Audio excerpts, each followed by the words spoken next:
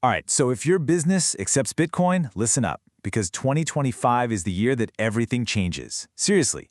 The old days of, those regulatory gray areas, they're over. We're in a new era of clear, mandatory compliance. So let's break down exactly what you need to do to get your business ready. In this single sentence, it really just sets the stage perfectly, doesn't it? This isn't a suggestion anymore. It's a fundamental shift in how businesses must operate in the digital asset space. There's no getting around it. So what's actually changed? Well, the whole environment has gone from this vague, kind of fragmented space to one with clear, formal rules. And ignoring them now, well, that comes with some serious consequences. Everything from hefty fines to literally getting shut down.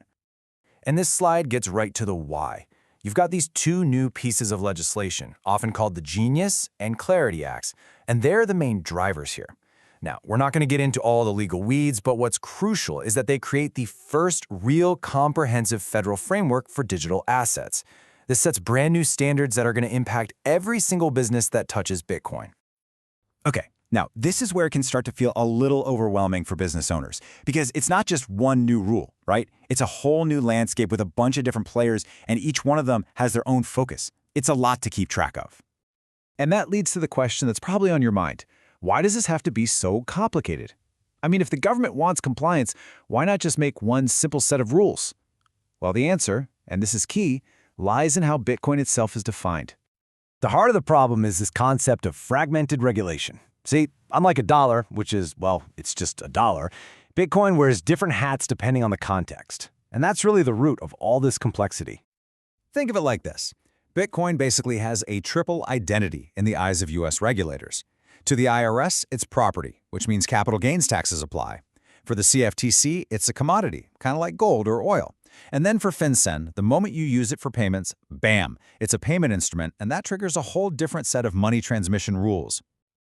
This chart really helps visualize that complexity. You've got 5 key federal agencies all in the mix. FinCEN is looking at anti-money laundering. The IRS, of course, wants its taxes. The SEC is policing for securities, the CFTC for commodities, and the OCC is overseeing the banks. As a business, you could potentially be accountable to all of them. It's a full dance card.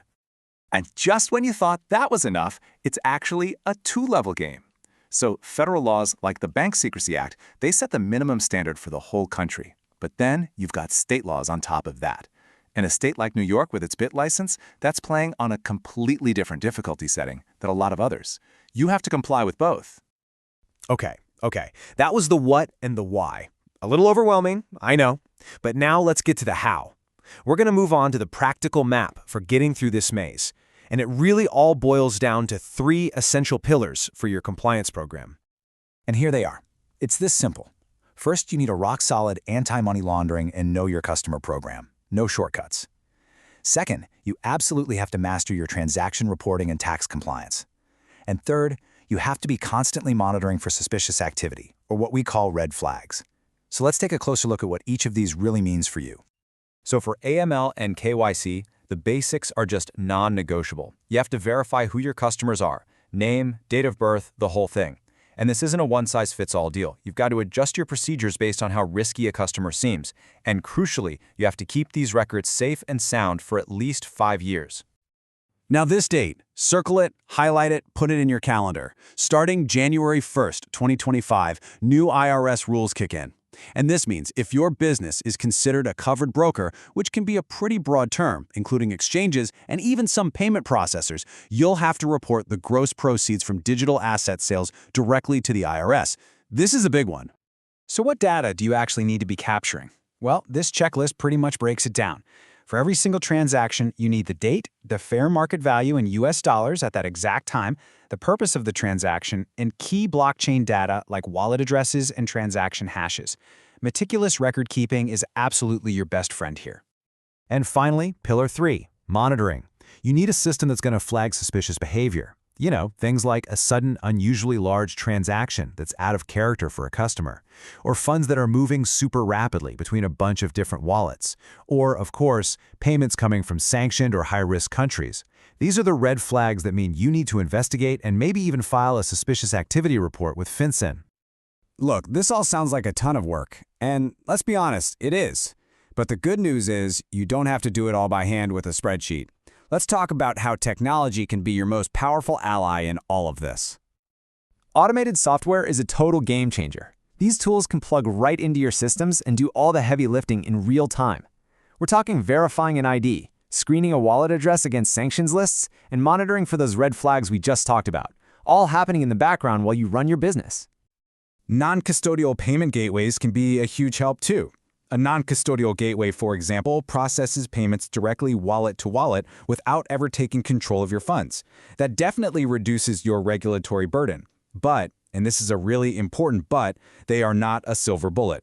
The ultimate responsibility for your own AML and KYC program, that still rests with your business.